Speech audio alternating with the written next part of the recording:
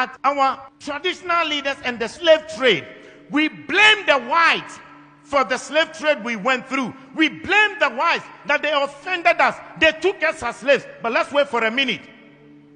Who sold the black man to the whites? Who sold the black man to the whites? Our own traditional leaders. The enemy is not outside.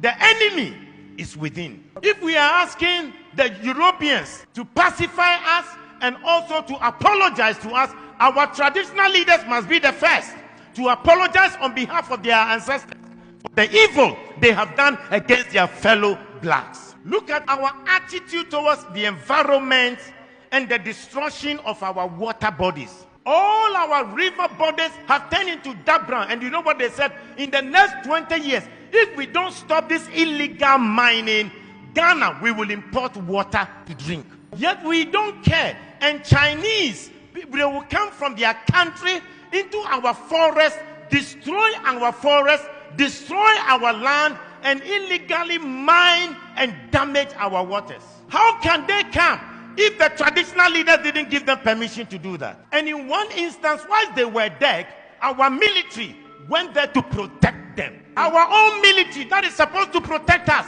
rather protected the foreigners to destroy our water and destroy our forest.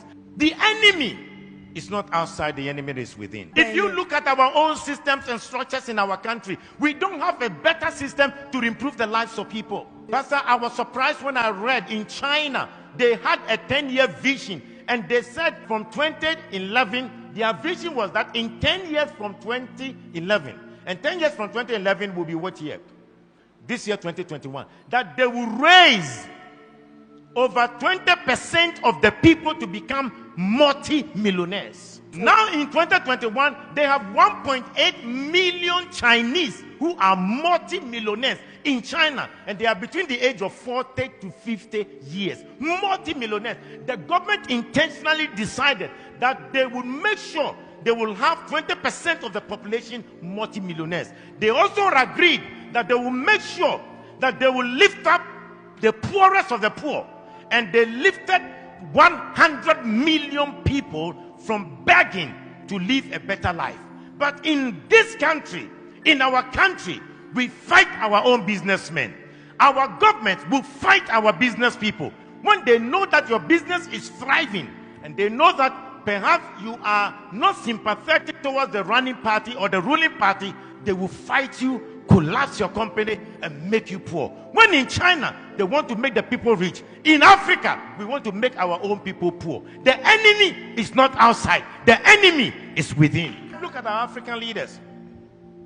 How much they stole, the money they stole away. We are told in Gambia, Jamal Yaha, he stole 11 million US dollars from his own country, Gambia. Sani Abacha stole between 1 billion to 5 billion dollars out of Nigeria.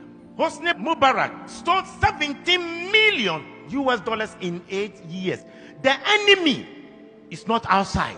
The enemy to our own progress is within. Look at our presidents, the presidents who were fighting for our independence, what we did to them. In Togo, the man who fought for the independence of Togo, called Sylvanus Olympio, when Togo got independence, he decided that they would not use the French franc, the French CFA. They decided they will have their own Togo currency. And you know what? They used Iyadema to kill him and to get rid of him. When Olympians wanted to make Togo great, the enemy within, the Judas within, killed him. In Burkina Faso, the man who gave them independence, Maurice Yamego, was eliminated by his own people. When Thomas Sankara came, his own body group killed him and got rid of him. The enemy is not outside. The enemy is within. You look at our own country, Kwame Nkrumah started a new vision to develop Ghana, and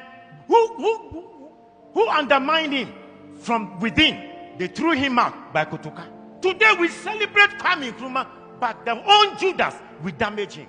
I pray that the man who organized that coup to betray Kwame Nkrumah, and for us to name our airport after him, Kotoka International Airport, I think we should start a national conversation to change the name of the Kotoka International Airport, because as long as that name is, we have endorsed coup, we have endorsed enemies that will fight the progress of our nation. We must change the name of Kotoka International Airport to Kwame Nkrumah International Airport.